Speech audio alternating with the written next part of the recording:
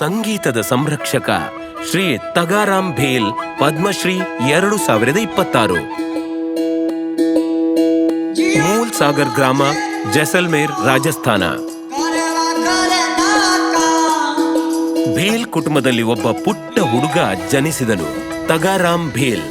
ಅವರು ಭಾರತದ ಪ್ರಾಚೀನ ಜಾನಪದ ಸಂಗೀತ ವಾದ್ಯವಾದ ಅಲ್ಗೋಜಾದ ಮಾಂತ್ರಿಕರಾಗಿ ಬೆಳೆದರು.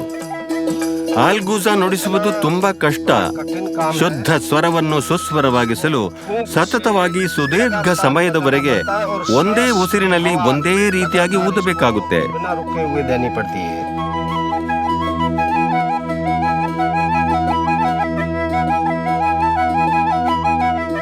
ತಗಾರಾಮ್ ಅವರದು ಸಾಮಾನ್ಯ ಕುಟುಂಬ. ಇದು ನಾನು ಹುಟ್ಟಿ ಬೆಳೆದ ಮನೆ. ತಂದೆಯವರು ಅಲ್ಗೂಜಾ ನುಡಿಸುತ್ತಿದ್ದರು. ಅದನ್ನ ಆಲಿಸಿ ನಿಜವಾಗಿಯೂ ಆನಂದಿಸುತ್ತಿದ್ದೆ. ಆಡು ಮೇಯಿಸುತ್ತಿದ್ದಾಗ ಅಲ್ಗೂಜಾ ನುಡಿಸಿ ಕಲಿಯಲು ಪ್ರಾರಂಭಿಸಿದೆ. ದಿನನಿತ್ಯ ಗಂಟೆಗಟ್ಟಲೆ ಅಭ್ಯಾಸ ಮಾಡಿದ ನಂತರ ನನ್ನ ಕೌಶಲ್ಯ ಹೆಚ್ಚಿಸಲು ಸಾಧ್ಯವಾಯಿತು.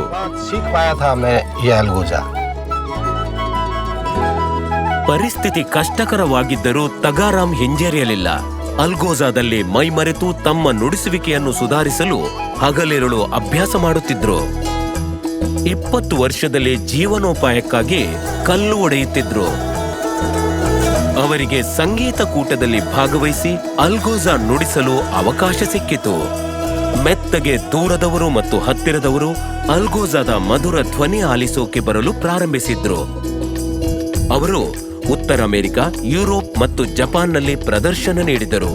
ಹೀಗಾಗಿ ಭಾರತದ ಪ್ರಾಚೀನ ಸಾಂಪ್ರದಾಯಿಕ ಜಾನಪದ ಸಂಗೀತವು ಪ್ರಪಂಚದಾದ್ಯಂತ ಖ್ಯಾತಿಯಾಯಿತು.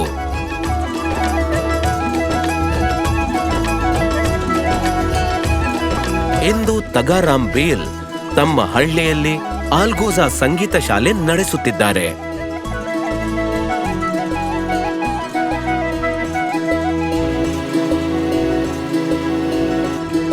ಅವರು ತಮ್ಮ ಕೌಶಲ್ಯಪೂರ್ಣ ಕೈಗಳಿಂದ ಅಲ್ಗೋಜಾವನ್ನು ಸಹ ತಯಾರಿಸುತ್ತಾರೆ. ಹೀಗಾಗಿ ತಗಾರಾಮ್ ಭೇಲ್ ಇಂದಿಗೂ ಪ್ರಾಚೀನ ಸಂಗೀತ ಸಂಸ್ಕೃತಿಯನ್ನು ಜೀವಂತವಾಗಿಟ್ಟಿದ್ದಾರೆ. ಈ ಸಂದರ್ಭದಲ್ಲಿ ಎಲ್ಲರಿಗೂ ಹೇಳುವುದೇನೆಂದರೆ, ನಿಮ್ಮ ಪಯಣದಲ್ಲಿ ಯಾವುದೇ ಅಡೆತಡೆ ಬಂದರೂ ಗುರಿಗೆ ಬದ್ಧರಾಗಿರಿ.